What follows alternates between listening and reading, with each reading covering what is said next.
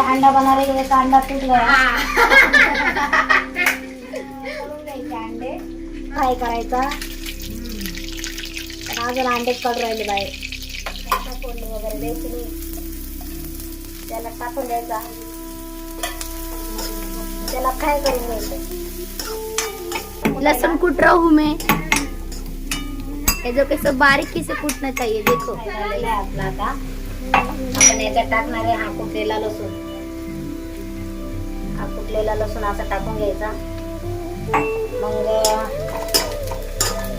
Fry करून घ्यायचा चांगलं त्याला परत एकदा. हलवल्यानंतर मग त्याच्यात हा चिकन मसाला टाकायचा. चिकन मसाला झाला, काही मिरची पावडर टाकायची. 2 चमचे टाका, 3 चमचे टाका, 4 चमचे टाका. ही हळद टाकली आहे, तर त्याला चांगलं मिक्स करून घ्यायचं. मिक्स झालेलं आहे, तर आपण मीठ घालूया. मीठ घालूया.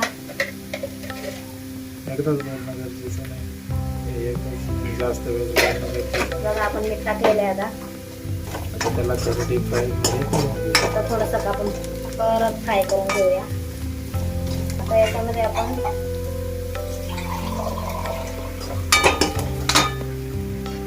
त्यामध्ये थोडं पाणी ऍड करूया. पाणी ऍड झालं का आपण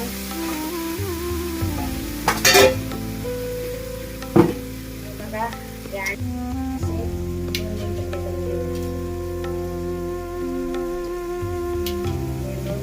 झाले का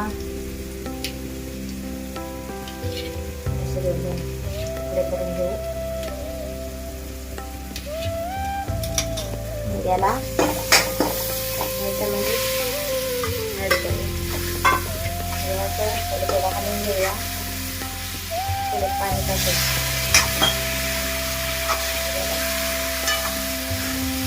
मोठे पीस ठेवले, कारण इकडे मोठे मोठे लोक आहे. लहान मुलं असते तर त्यांना थोडे छोटे बारीक मोठे मोठे तुकडे कागद ठेवले. इथं मोठी मोठी मुलं आहेत. हा एक इथं उभा आहे. नहीं नहीं मेरे को मत माझा एवढा हात दुखतोय तरी हा उभा आहे शहाणा. बघा इथं यांना काम करू लागायचं. उभा आहे. हे बघा बाजरीची भाकर अशी करून घ्यायची बरोबर खायला. तो हसतो म्हणून मला पण हसायला येतं.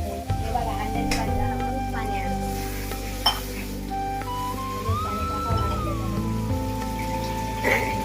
म्हणजे थोडीशी क्रशी करूया. भात पण केलेला आहे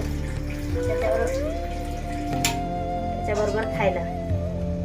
हे बघा भात झालं. इतकं पाणी थोडस उकळावून घेऊया. आता अंदाजून मी आता हे बघा एवढले 2 ग्लास टाकले आणि अजून अर्धा टाकलाय. म्हणजे थोडीशी क्रशी. हे बघा कशी तरी आली आहे, दिसते का तरी. आता आम्ही रात्री गेली आहे. आता हिला आहे ना थोडीशी 5-10 मिनिटं उकळी येऊन देऊया. उकळी आल्याच्या नंतर मग आपण खाली घेऊ. आता आपली अंड्याची भाजी झालेली आहे. त्याला अशी छानशी तरी पण आलेली आहे, मस्त एकदम भारी दिसतंय. आणि आता आपण खाली गॅस बंद करूया आणि खाली जेवायला घेऊया.